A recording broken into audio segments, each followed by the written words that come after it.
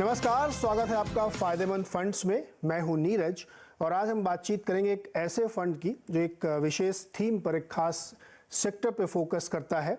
और वो फंड अभी हाल फिलहाल बहुत चर्चा में है क्योंकि नई पॉलिसी अनाउंस की गई है। जहां मैं बात कर रहा हूं लॉजिस्टिक्स एंड ट्रांसपोर्टेशन की, तो आईसीआईसीआई प्रू की तरफ से एक नया फंड शुरू किया गया है जो 6 अक्टूबर से खुल गया है और 20 अक्टूबर तक ये रहेगा। तो इसमें आपके पास निवेश का मौका होगा। इस फंड में क्यों पैसा लगाना चाहिए, इसकी खूबियां क्या हैं, इसके पीछे क्या थीम रखी गई है, इन्वेस्टमेंट स्टाइल क्या होगी, इन्वेस्टमेंट का होराइजन क्या होगा, इन सब पे हम बातचीत करेंगे और थोड़ा मार्केट आउटलुक भी समझेंगे इनके फंड मैनेजर से। तो जिनसे आज हम बातचीत करेंगे, उन फंड मैनेजर का नाम है हरीश बिहानी। काफ़ी एक्सपीरियंस्ड है और बहुत लंबे समय से फंड मैनेज कर रहे हैं। हरीश, बहुत बहुत स्वागत है आपका इस खास शो में। और हम लोग आपके फंड पे बात करें, लेकिन उससे पहले थोड़ा सा एक जनरल मार्केट आउटलुक आपसे ज़रूर समझना चाहेंगे, क्योंकि पूरी दुनिया में इतनी उथल पुथल, इतने नंबर्स रोज आते हैं कि कई बार तो लगता है कि इकोनॉमिक नंबर बड़े फ्रीक्वेंसी डेटा के तौर पे सामने आते हैं, तो व्यू बनाना बड़ा मुश्किल हो जाता है। तो ये कठिनाई आप लोगों के सामने भी होगी। थैंक यू नीरज जी।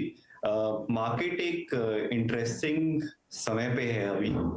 अगर आप देखें तो जो ग्लोबल वॉलेटिलिटी है लेड बाय यूएस फेड, उसके कारण अभी जो इंटरेस्ट रेट इंक्रीज हो रहे हैं to control the overall interest rates, उसी कारण आप देख रहे हैं कि एक थोड़ा दबाव आ रहा है। ओवरऑल थोड़ी वॉलेटिलिटी ज्यादा है ग्लोबल मार्केट्स में, उसके कारण करेंसी इंपैक्ट हो रही है वर्ल्ड वाइड और उसी कारण इंटरेस्ट रेट इंक्रीज हो रहा है वर्ल्ड वाइड, क्योंकि सेंट्रल बैंकर्स हमारे इंडिया में भी और ग्लोबली सभी जगह पे अपने ओवरऑल करेंसी को प्रोटेक्ट करना चाह रहे हैं।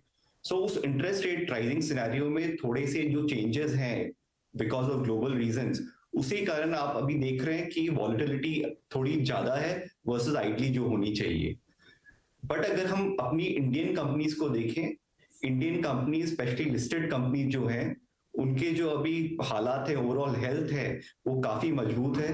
बैलेंस शीट सबकी इंप्रूव हो गई है और अगर जैसे ही ये ग्लोबल वॉलेटिलिटी थोड़ी सबसाइड होती है, वैसे ही आप देखेंगे कि स्लोली एंड स्टेडली अर्निंग्स आती है हमारी कंपनी की।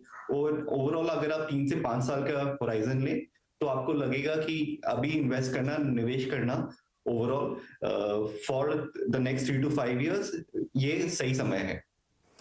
बिल्कुल सही कह रहे हैं आप हरीश, लेकिन एक सवाल ये उठता है कि हम लोग कई बार ना दूसरे की समस्या से परेशान हैं। इम्पोर्टेड इन्फ्लेशन, इम्पोर्टेड करेंसी का हैज हमारे ऊपर, और ऊपर से हमारी भी इकोनॉमी को डाउनग्रेड कर रहे हैं वर्ल्ड बैंक जैसी संस्थाएं।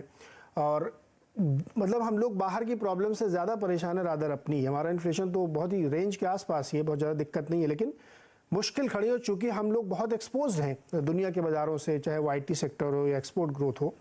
तो एक मुश्किल का दौर है।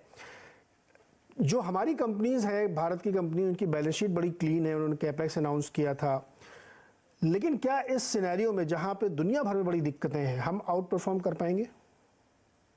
तो अब ये जो क्वेश्चन है, इसको मैं 2 पार्ट में लेना चाहूंगा। पहले जो नियर टर्म है, जो नेक्स्ट 6 महीने या साल भर हैं, उसमें क्या होगा कि क्योंकि ग्लोबल लिंकेजेस है, interest rate, currency markets etcetera, जो हमने बात की इनिशियली, उसके कारण कहीं ना कहीं ये जो वॉलेटिलिटी है उसके कारण कुछ स्लो डाउन आ सकता है, जिसका इम्पैक्ट हमारी इंडियन कंपनीज में भी हो सकता है जो एक्सपोर्ट फेसिंग कंपनीज हैं। कुछ कंपनीज हैं जो फायदा भी कर सकती है over the medium term. But अगर आप ये टाइम होराइजन को आप 3 से 5 साल लें और उसको आप देखें कि हमारी कंपनीज जो अभी काफी मजबूत है, ओवरऑल जो स्ट्रेंथ है हमारी कंपनीज में, जो उन्होंने जो क्लीन अप किया है, जो इन्वेस्टमेंट किया है पीपल प्रोसेस में ओवर द लास्ट 5 से 6 साल, उससे आप देखेंगे कि और ये जो ग्लोबल वॉलेटिलिटी सबसाइड होगी तो स्लोली एंड स्टेडली आपको ये इंप्रूवमेंट दिखेगा। तो नियर टर्म वॉलेटिलिटी है जिसके कारण इम्पैक्ट रह सकता है, एक्सपोर्ट में भी इम्पैक्ट रह सकता है। बट अगर आप थोड़ा अपने होराइजन को थोड़ा लॉन्गर करें तो आप देखेंगे कि Indian company market share gain करेगी बोथ लोकली एंड ग्लोबली।